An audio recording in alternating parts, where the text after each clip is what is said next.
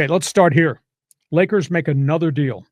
The Lakers sign free agent guard Marcus Smart, former Sacramento King, former Memphis Grizzly, former Boston Celtic, good defensive specialist, can average double digits offensively. I think nice acquisition. They got him for after a buyout from Washington. So the additions for the Lakers are Marcus Smart and DeAndre Ayton. That's it. I mean, they're capped. They have no more space to go get anybody. The Clippers this morning signed Chris Paul. Really? Chris Paul, San Antonio, Phoenix, amongst other places. Yeah. Does he have anything left? He thinks so.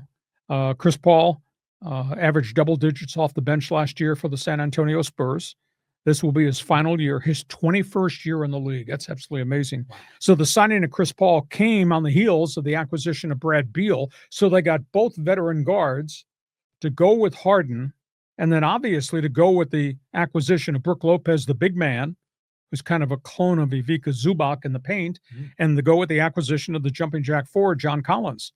And they got a lot of depth. Now, they have a lot of age, no doubt. That's a really old basketball team, but they're pushing to maybe be as good as anybody to challenge Oklahoma City in the NBA West. So the Clippers get CP3 to go with Brad Beal. That's a pretty interesting weekend of acquisitions. In Miami, we've been talking about the FBI probe of the Detroit Pistons player Malik Beasley betting. Now that thing has spread to Miami Heat guard Terry Rozier. The FBI is investigating a heavy betting episode involving a game in New Orleans that Terry Rozier started. In a 46-minute span right before tip-off, 30 bets were made in a 46-minute span at one casino. Word had spread. Rozier is starting. Rozier goes out and plays horrible in the first 5 minutes and gets pulled. The people that made the 30 bets in that casino and a bunch of other bets, similar bets, about Rozier the first 5 minutes of the game, all won money in all these different casinos. That's a red flag. So Terry Rozier, Miami, has been dragged into that betting probe.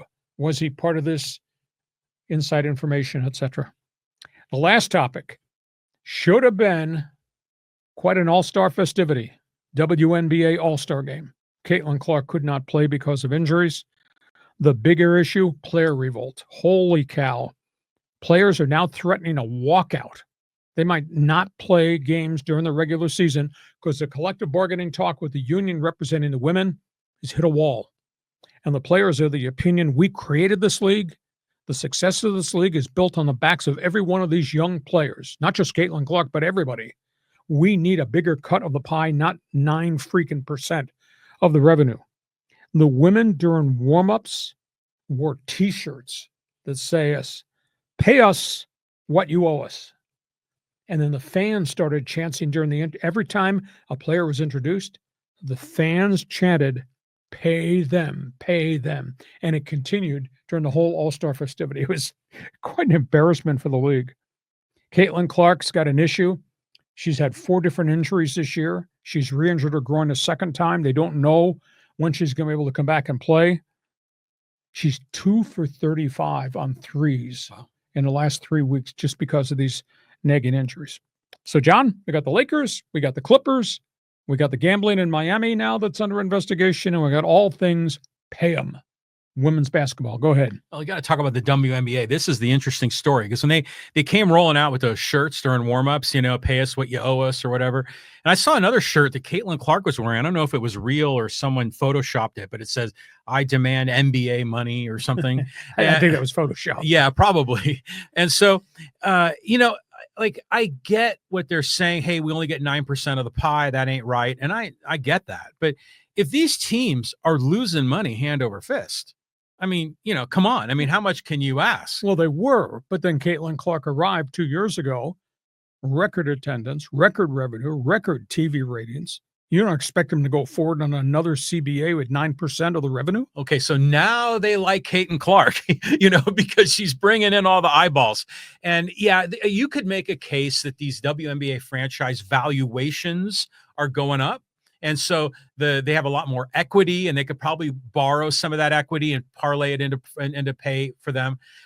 I mean, generally speaking, I'm on their side to get what they feel they deserve.